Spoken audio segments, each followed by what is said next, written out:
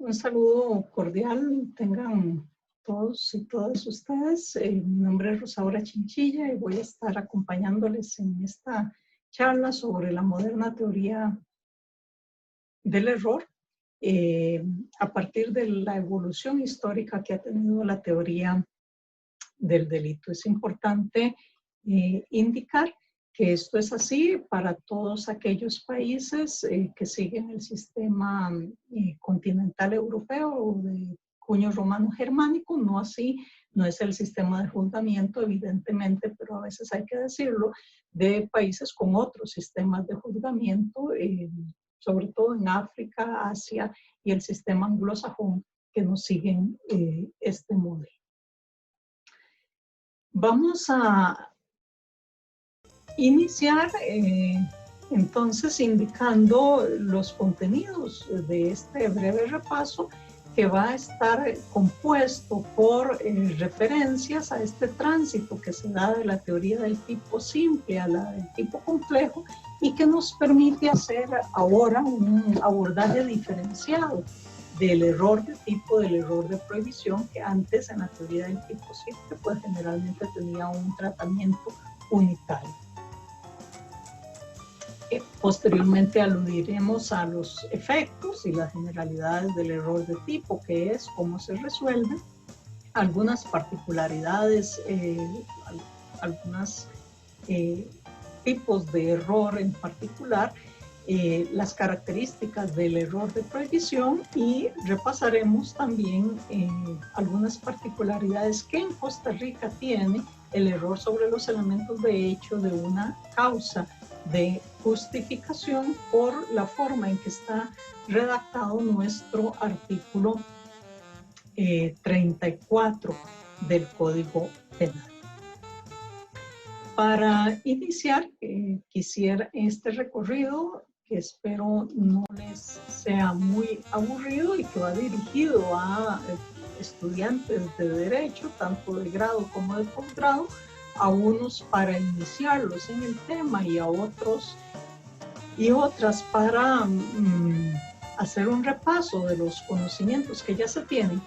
Debo iniciar indicando que la teoría del delito tal y como hoy la conocemos es básicamente parte de la estructura del tipo complejo que ha tenido una evolución histórica importante. Es decir, no estamos hablando de una estructura que haya sido estática, sino que ha tenido un cambio a lo largo del tiempo.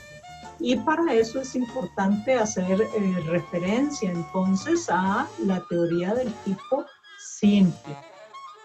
No es la primera que se da porque ya aquí estamos hablando de una estructura tripartita. ¿Y por qué tripartita? Porque a esta acción que generalmente se le denomina acción o conducta como sustantivo, siempre se le califica de típica, antijurídica y culpable. Eso en ambos sistemas. Es decir, esta diferenciación en tres partes hace entonces que nos ubiquemos ya con algunos cambios entre Belling y Lis y Belling en la teoría tripartita pero siempre del tipo simple. Si ustedes observan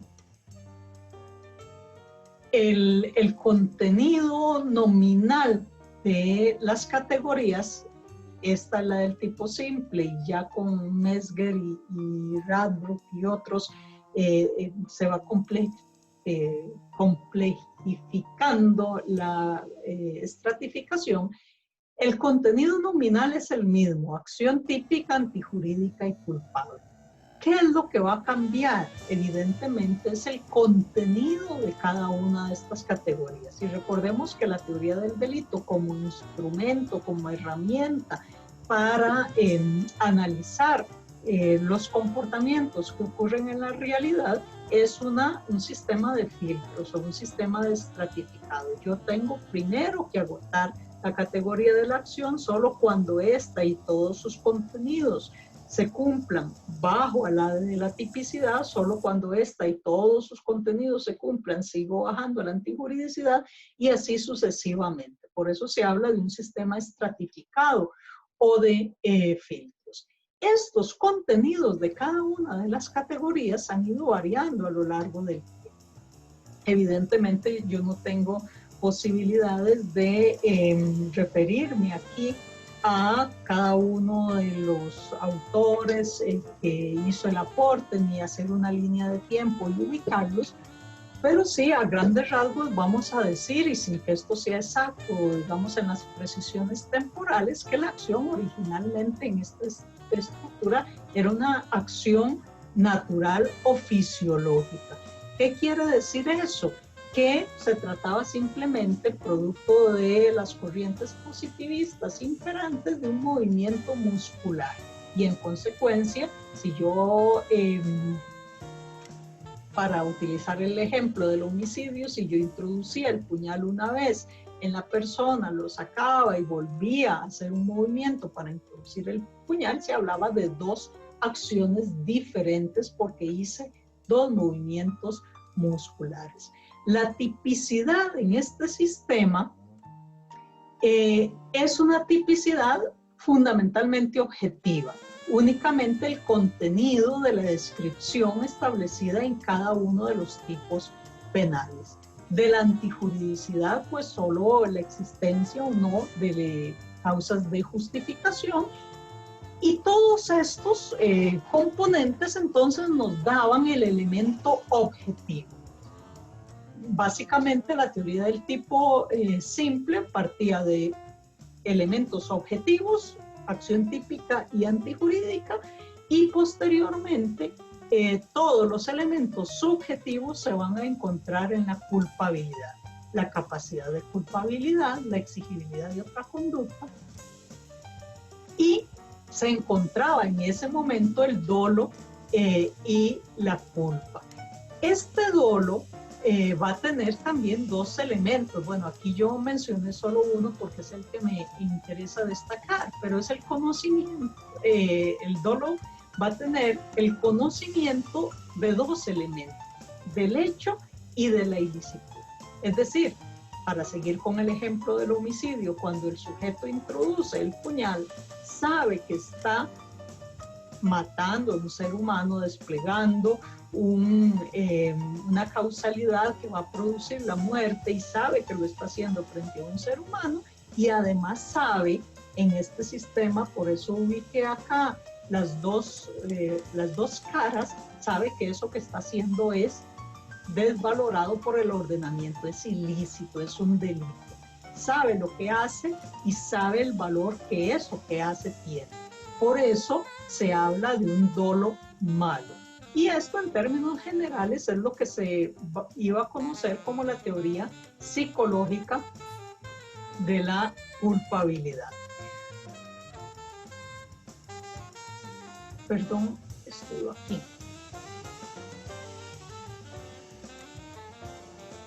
Ahora bien, en este sistema evoluciona por todas las críticas que se da al tema de la acción de la omisión, de los elementos subjetivos del injusto, etc. Y aunque los nombres o las categorías externas son similares, no lo son sus contenidos. Producto de una amplia evolución histórica, entonces pasamos a tener una acción que ya no va a ser una acción natural o fisiológica, sino una acción jurídico-penal, en sentido jurídico-penal, que puede estar constituida por varias acciones fenomenológicas caracterizadas en espacio y tiempo, pero que están después, producto de las corrientes del finalismo, de la teoría social de la acción, de la teoría normativa de la acción, pueden estar constituidas por muchas acciones fisiológicas que tienen un objetivo común, un plan de autor común, una valoración social uniforme, una descripción típica similar, etc. A su vez, la tipicidad, que aquí es donde se nos presenta, digamos, la gran diferencia, la tipicidad va a tener un elemento subjetivo. Vean que en el tipo simple era solo el objetivo. Aquí permanece el elemento objetivo, pero además se introduce un elemento subjetivo. Elemento subjetivo ese que va a comprender el dolo y la culpa.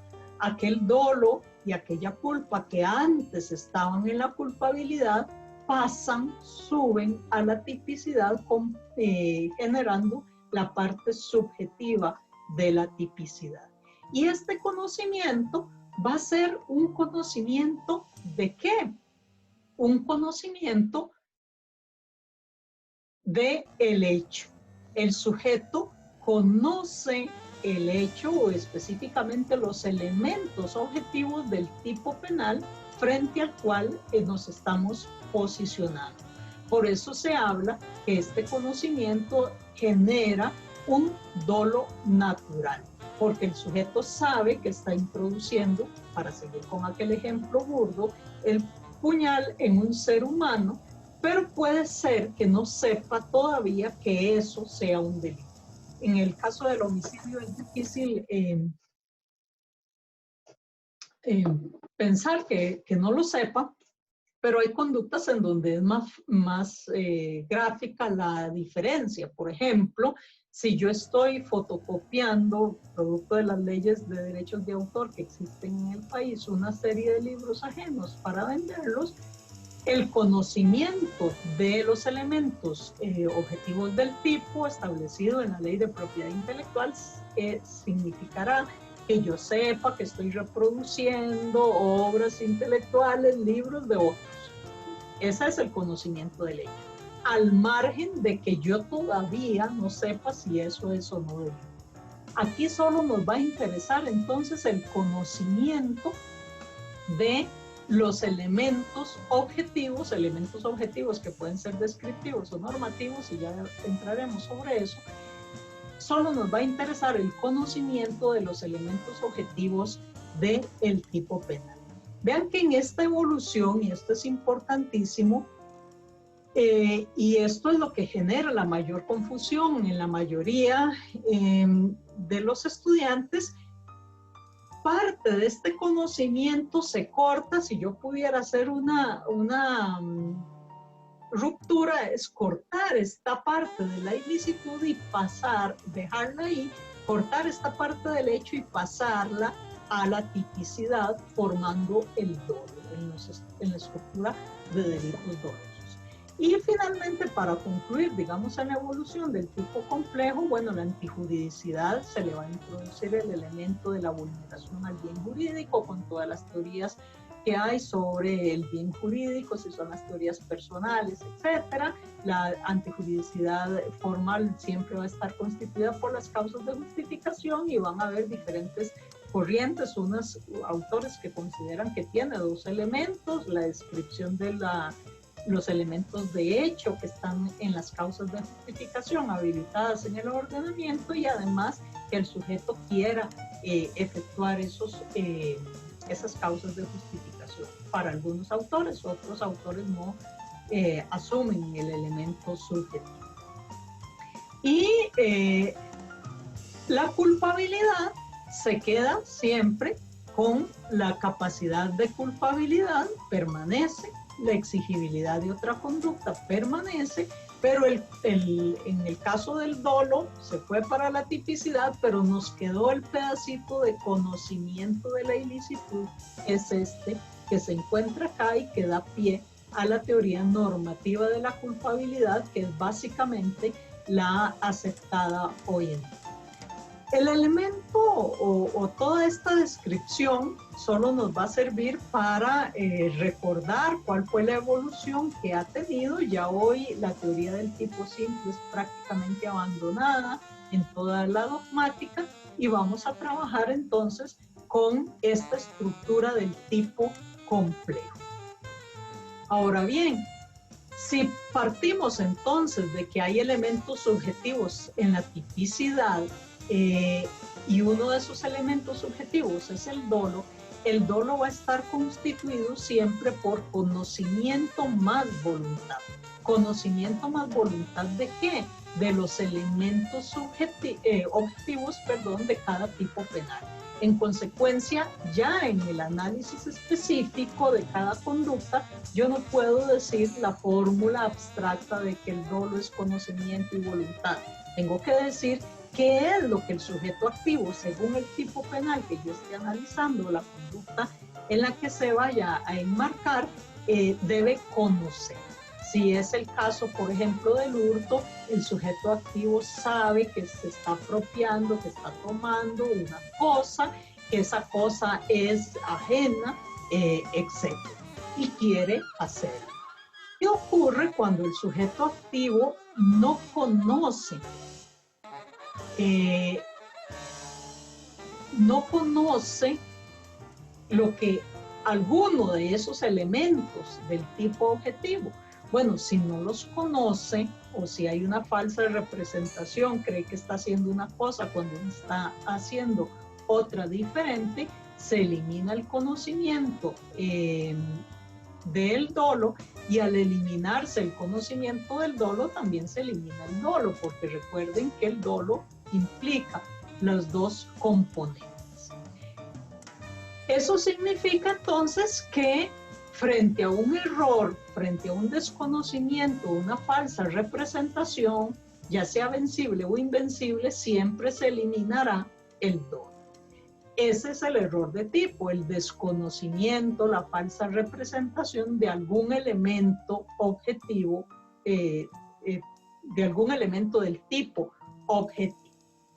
Ahora bien, ese error de tipo dijimos que puede ser vencible o invencible. ¿Qué significa que sea vencible? Significa que el sujeto, si bien no tiene el conocimiento, sí pudo salir de ese error, de esa falsa representación, si hubiese tomado todas las medidas que le competen al ser humano, si aplica un deber de cuidado adecuado. En consecuencia, eso ya nos da la solución que tiene en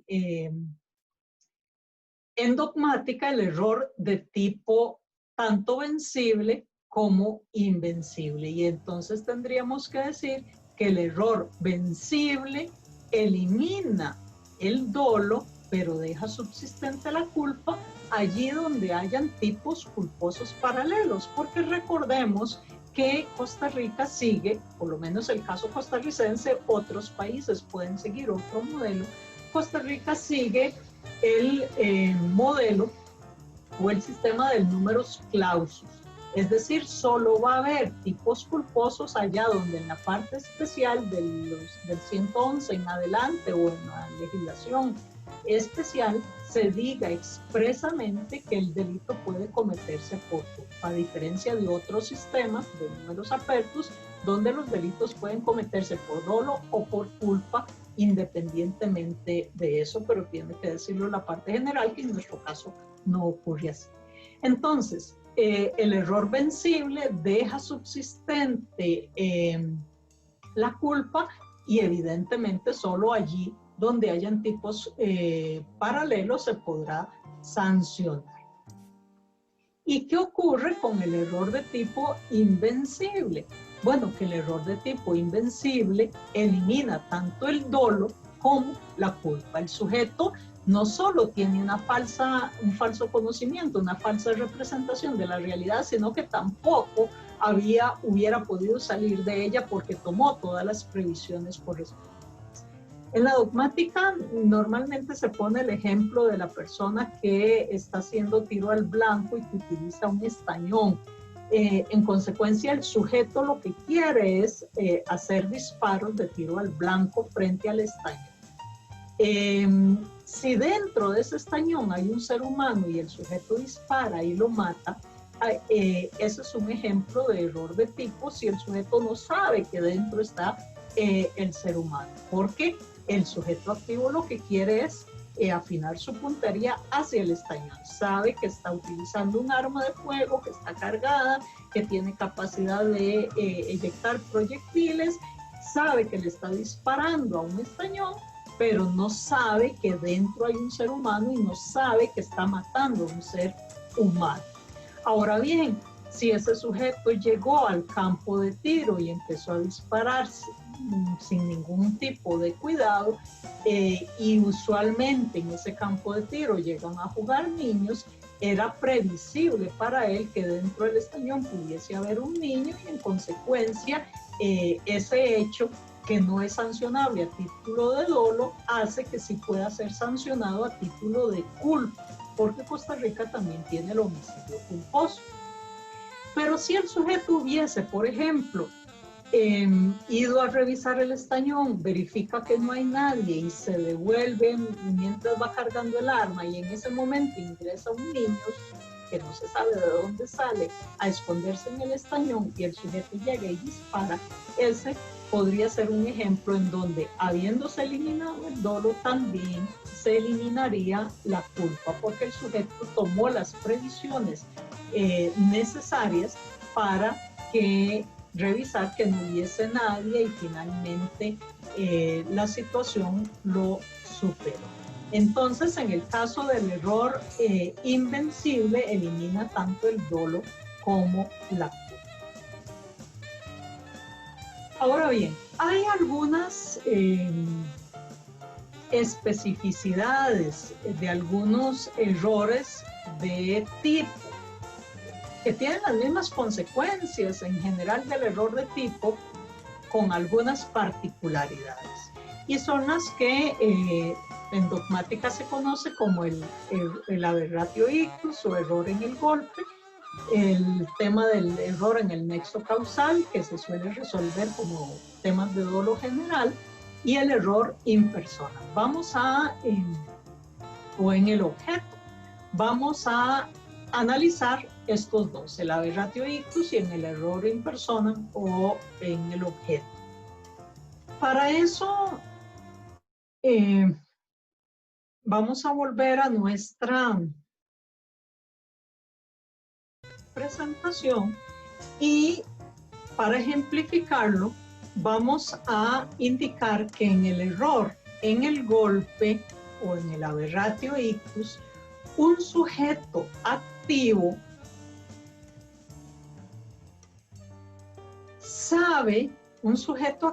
sabe y quiere matar a un ser humano, por ejemplo, a este señor de gris que tenemos por aquí. Su objetivo es matar a. Sin embargo, por una causa ajena a él, por su mala puntería, por eso se habla de error en el golpe, por su mala puntería, porque el viento le llevó la bala, porque se agachó, etc., no afecta a quien él quería, sino que afecta a otra persona. Eso para el caso del homicidio, pero igual se puede dar en otro tipo de delitos.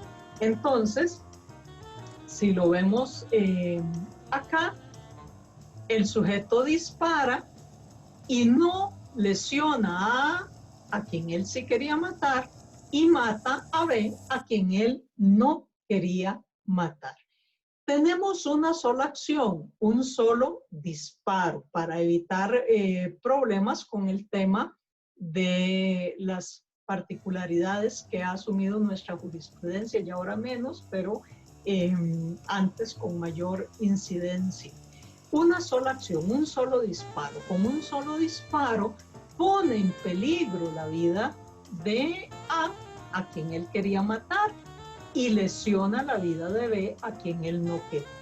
Por eso se habla de que respecto de A hay una tentativa de un delito doloso, en este caso de un homicidio, y respecto de B tendremos un delito culposo consumado, todo con una sola acción.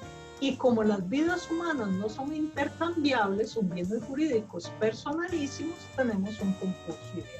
Y aquí me voy a detener un momento para decir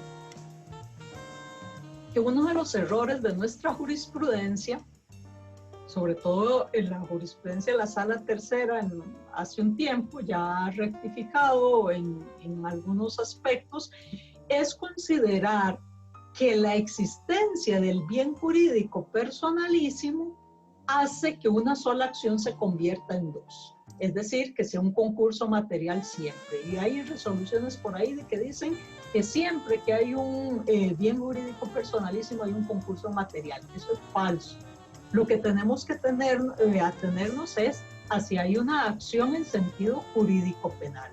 Ciertamente la existencia de bienes jurídicos personalísimos, en este caso uno que se pone en peligro y otro que se afecta, impide que se esté frente a un concurso aparente, por ejemplo, donde una sola acción violenta dos normas que se excluyen entre sí. Aquí no se pueden excluir entre sí porque las vidas humanas no son intercambiables, son bienes jurídicos personales.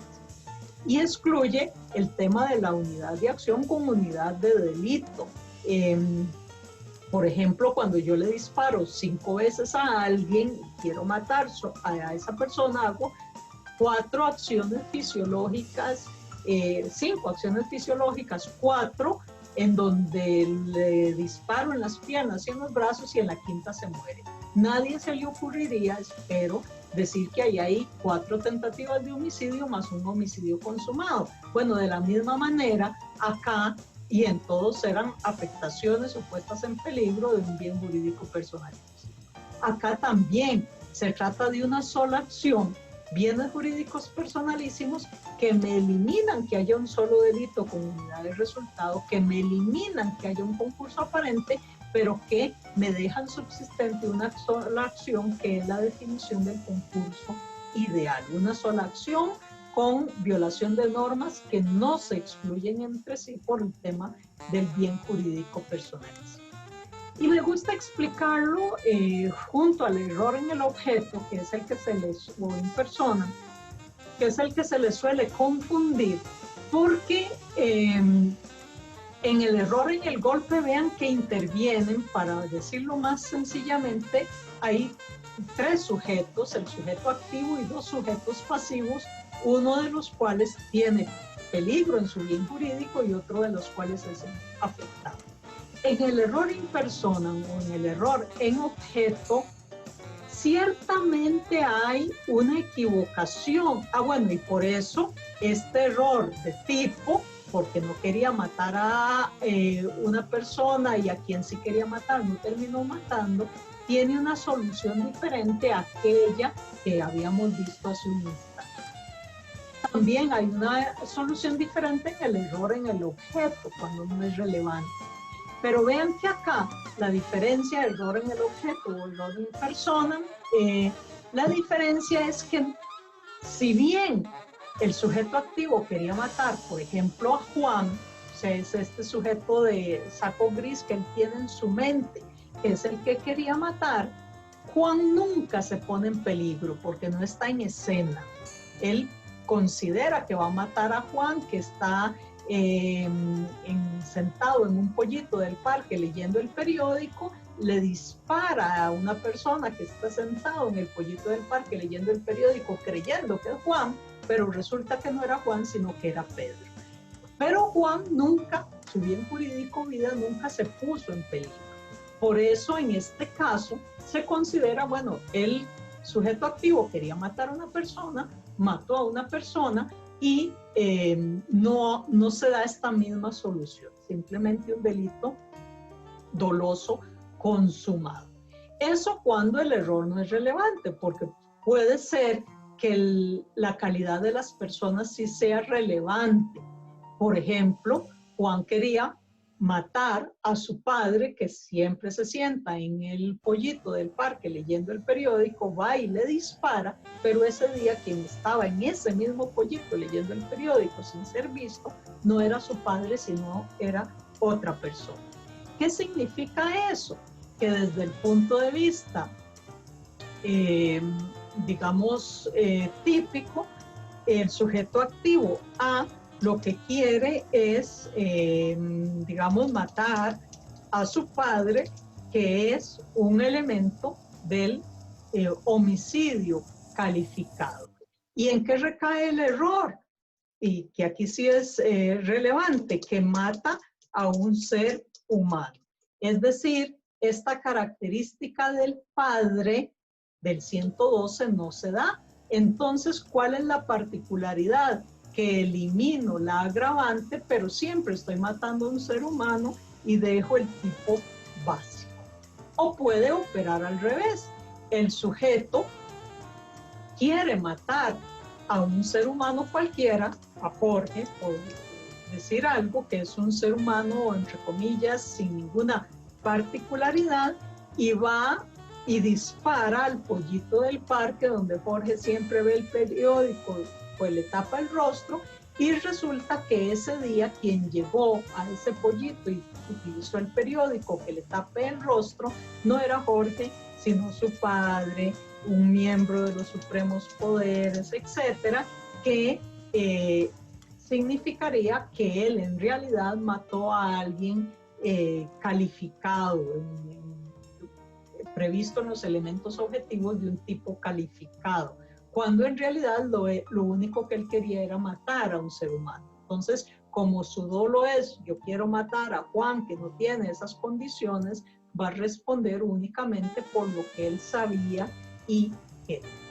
Esos son los casos en donde puede ser relevante el error in personam, pero no siempre lo es.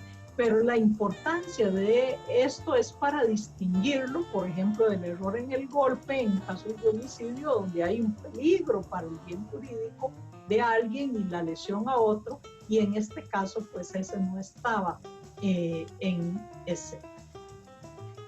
De la misma manera, otras particularidades que pueden darse, y hemos visto entonces acá el aberratio ictus y el error en persona.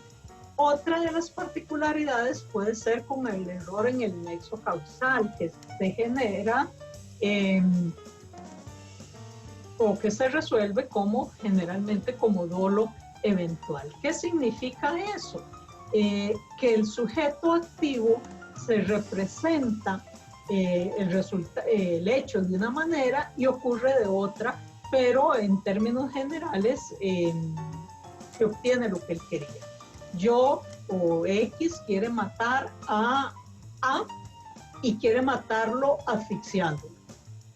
Y le pone la almohada en la cabeza para asfixiar. Y cuando el sujeto deja de moverse, cree que ya lo ha matado, lo introduce en un saco y va y lo tira a un puente.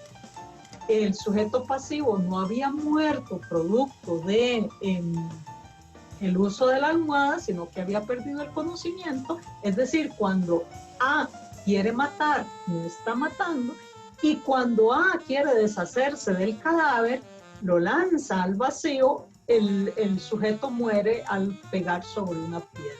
Cuando el sujeto activo cree que solo se está deshaciendo de un cadáver, es cuando en realidad mata.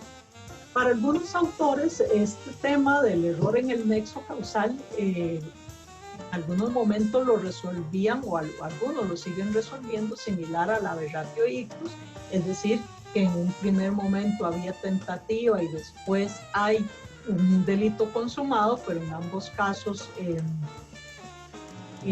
por dolo o dolo eventual.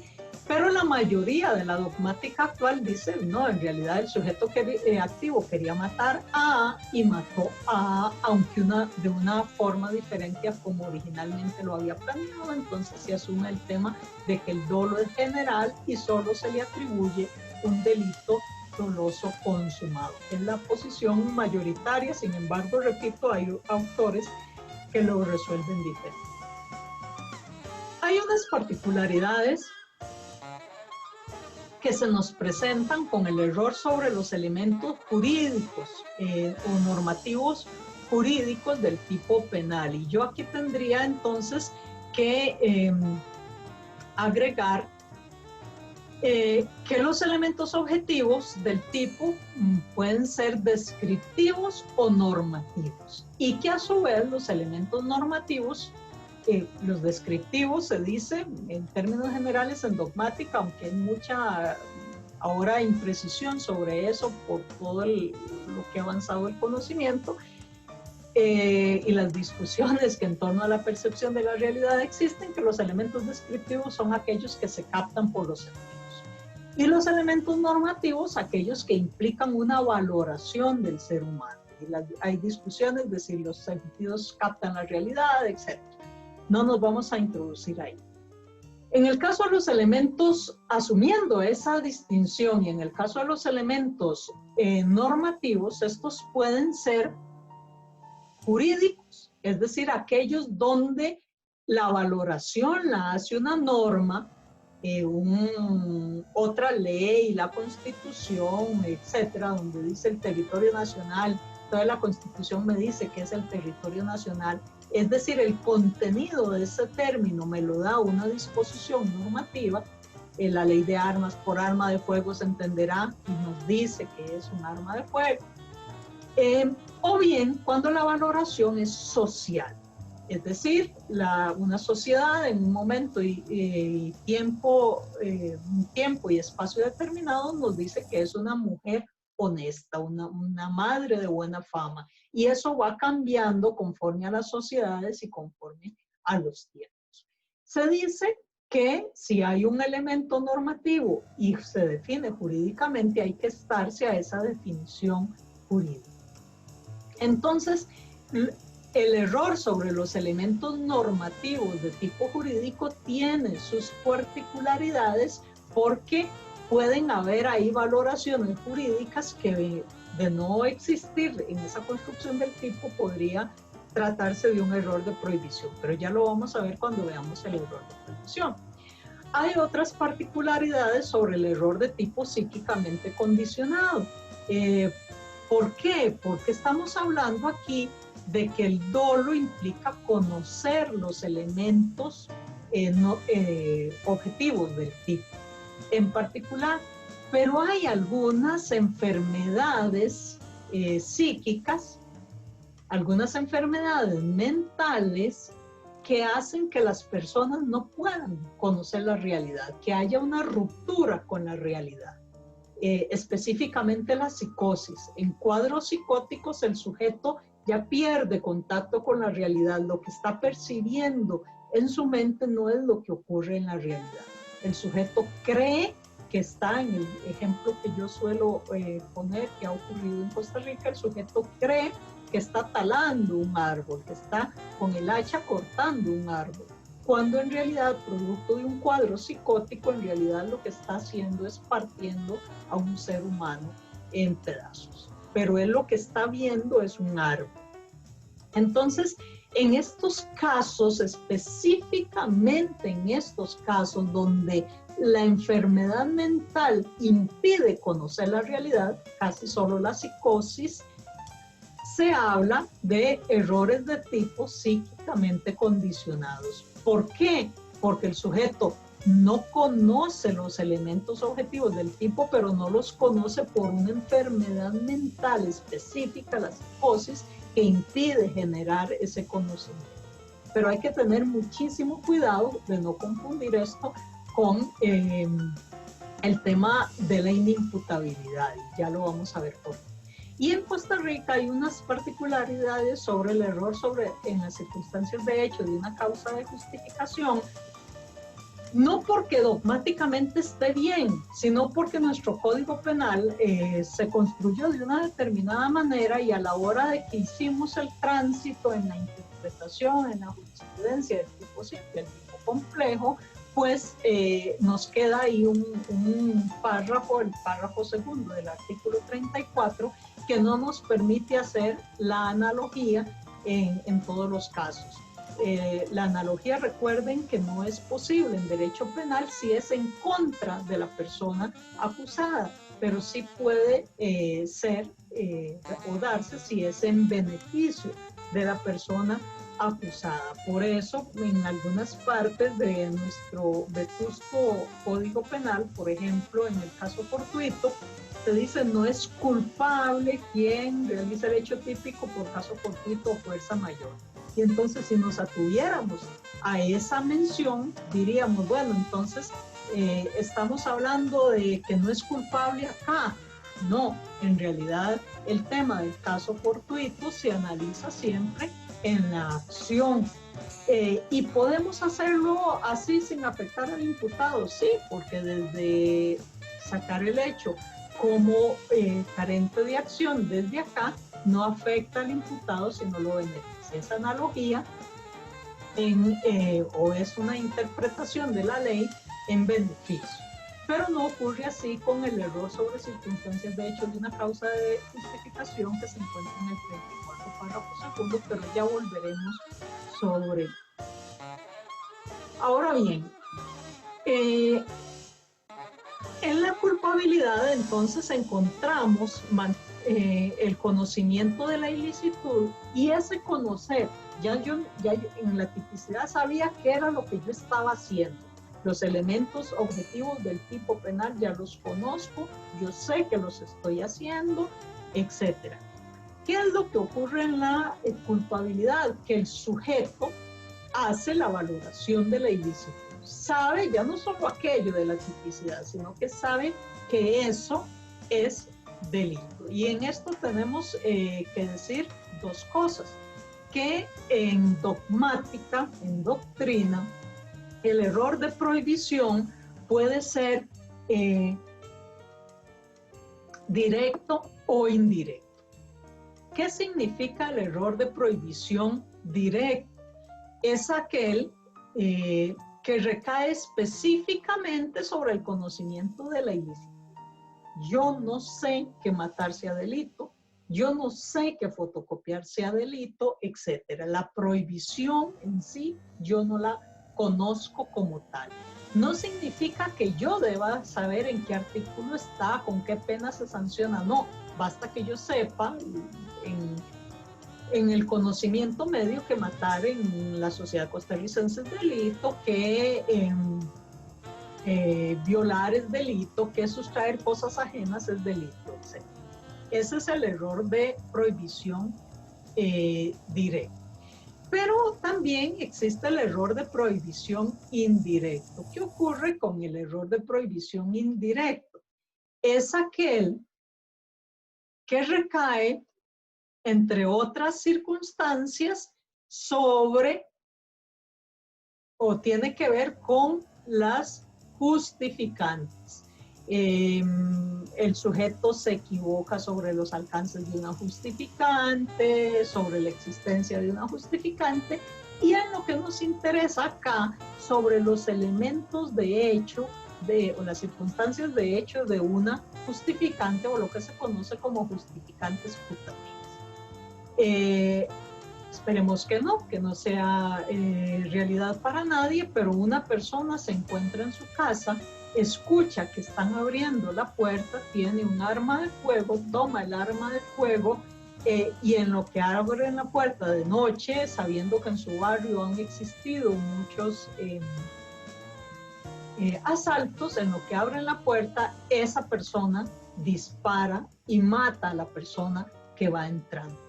El sujeto activo que dispara sabe que está disparando a un ser humano, sabe que viene un ser humano ahí, es decir, está actuando con conocimiento y voluntad de los elementos objetivos del 111, sabe que ese es un ser humano, que lo está matando, está actuando dolosamente, pero él cree que está siendo objeto de una agresión ilegítima. Que está y que esa agresión ilegítima es a su patrimonio, que está sufriendo un asalto, y entonces cree que se está defendiendo de ese asalto. Y para terminar la secuencia, al ir a ver el cadáver, se da cuenta que ha sido algún miembro de su familia que ha salido subrepticiamente de la casa y pretende ingresar a ella. Es decir, esa agresión, que es un elemento objetivo de la justificante o un elemento de hecho de la justificante, no existe, pero el sujeto se lo representó así en su mente.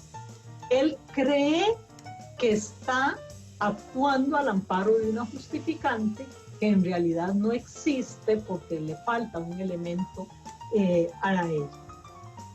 ¿Qué ocurre? Esto en dogmática, conforme a la teoría normativa de la culpabilidad, se resuelve como un error de prohibición indirecto. Y tanto en el directo como en el indirecto, ambos pueden ser vencibles o invencibles con las mismas consecuencias. ¿Cuáles son esas consecuencias? Que si es vencible, disminuye la pena. Es decir, si yo pude tomar las precauciones y verificar que en la casa no faltara nadie, etcétera, y aún así cometí aquello, me disminuye la pena. Pero si yo tomé todas las precauciones y aún así no puedo salir del error, me elimina el conocimiento de la ilicitud y me elimina la culpabilidad. Recuerden que como análisis estratificado, entonces deben darse todos. Y si yo no tengo conocimiento de la ilicitud, no hay entonces uno de los tres elementos y no hay culpabilidad. Si es el error invencible. Si es vencible, simplemente disminuye en Costa Rica la sanción según lo establece el Código Penal. Ahora bien, esta es la solución dogmática y es la solución correcta. Lo que ocurre es que en nuestro medio el artículo 34, si hacemos la equiparación, nos está hablando del error de tipo. En el párrafo primero nos dice cuáles son las consecuencias del error de tipo que ya habíamos venido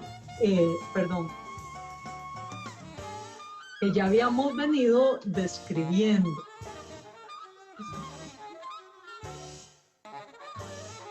Perdón un segundito.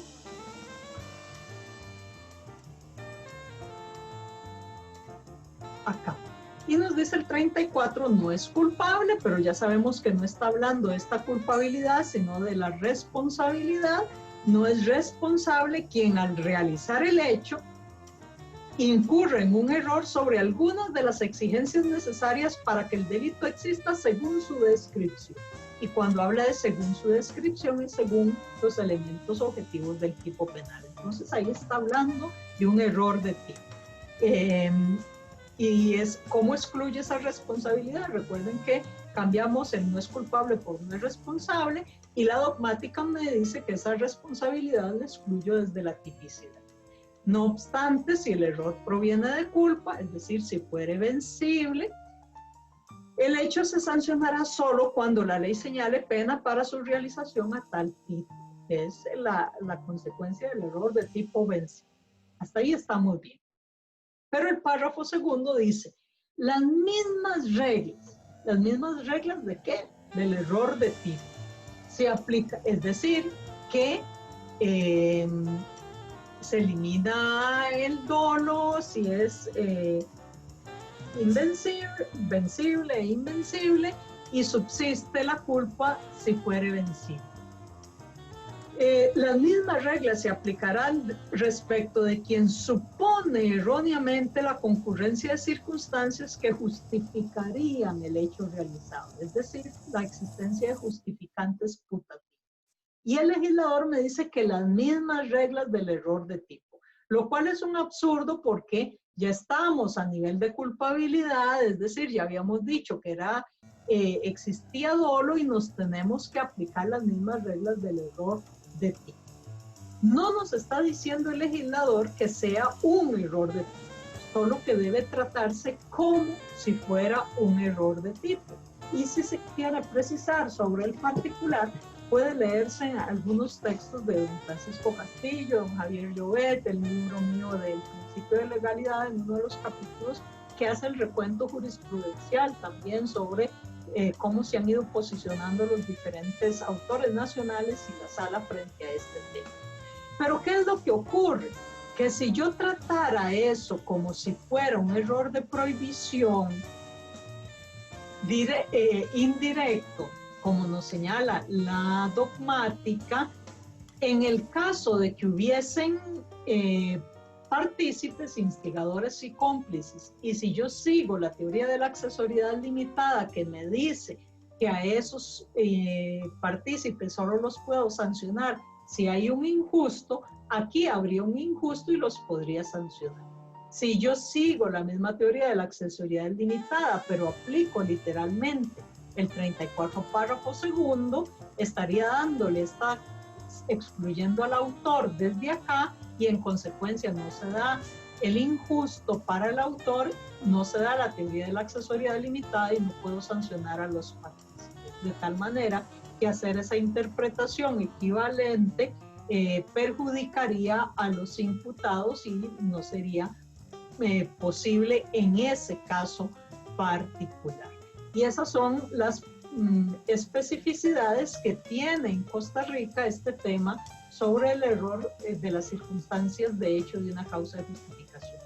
Me devuelvo al tema del error de tipo psíquicamente condicionado para decir que generalmente las enfermedades mentales se tratan aquí en la capacidad de culpabilidad una vez que yo he agotado todos estos estratos o estadios en la teoría del delito, salvo cuando esa enfermedad mental impida conocer la realidad, o salvo que ese problema mental impida inclusive realizar una acción, que son los casos, que hay en algunos casos que se han dado de personas que están dormidas y se levantan y realizan algunos hechos delictivos. Es decir, no hay acción porque aquí se necesita tener capacidad de voluntariedad.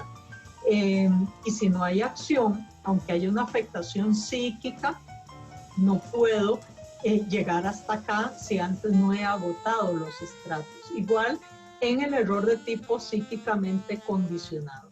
Tengo una psicosis, que es la enfermedad mental de fondo, pero esa psicosis me impidió conocer los elementos objetivos del tipo penal. Y ya que hemos visto así a grandes rasgos, muy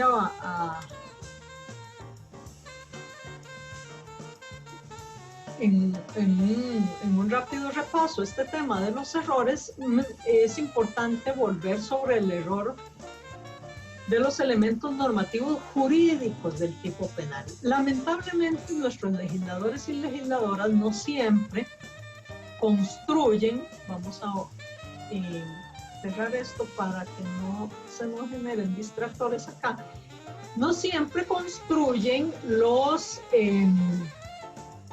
tipos penales de la forma idónea. Y entonces puede suceder que en el tipo penal, en la descripción, digan quien ilícitamente hiciere tal cosa. Y entonces, y en Costa Rica ocurre sobre todo con la ley de armas o en algunas otras legislaciones secundarias, normalmente el legislador, quien ilícitamente hiciere tal cosa. Entonces obligan, dentro de la descripción hay un elemento valorativo jurídico, que es si eso era ilícito o no. Noten que no tenían necesariamente que incluir esa palabra, porque de todo este análisis se iba a determinar si ese proceder era ilícito o no, y finalmente el análisis de la ilicitud y todo eso se iba a dar en la culpabilidad. Pero cuando el legislador lo construye de esa manera, es decir, cuando introduce en la descripción del tipo un elemento normativo de tipo jurídico, muchos autores se dicen, bueno, esto debió ser un error de prohibición, porque está hablando de una valoración jurídica, el sujeto sabe o no que es prohibido, etc. Pero cuando se introduce en el tipo penal, genera, si hay un desconocimiento de ese elemento en particular, genera un error de tipo. Y por supuesto que es más favorable tratarlo como error de tipo que como error de prohibición, porque si lo trato como error de tipo vencible y no hay tipo culposo paralelo, resulta ser atípico, en tanto que si lo trato como error de prohibición vencible, si hay un injusto que me disminuye la sanción. Entonces esas son las particularidades existentes en la materia de los errores en Costa Rica, los cuidados que hay que tener sobre el particular y enfatizar el tema que si bien la dogmática es la herramienta que utilizamos para interpretar, no podemos hacer que la dogmática, sea nacional o internacional, sustituya la ley por el principio de legalidad. Y en consecuencia, cuando nuestra ley establezca una solución diferente a un tema, eso es lo que debe predominar. Espero que no haber hecho tan agobiantes o tan áridas en este lenguaje que solemos utilizar las personas que estudiamos Derecho, pues esta charla, y que les sea de algún provecho para acercarse a este mundo teóricamente emocionante, aunque empíricamente desgastante y doloroso, que es el del derecho penal. Muchas gracias.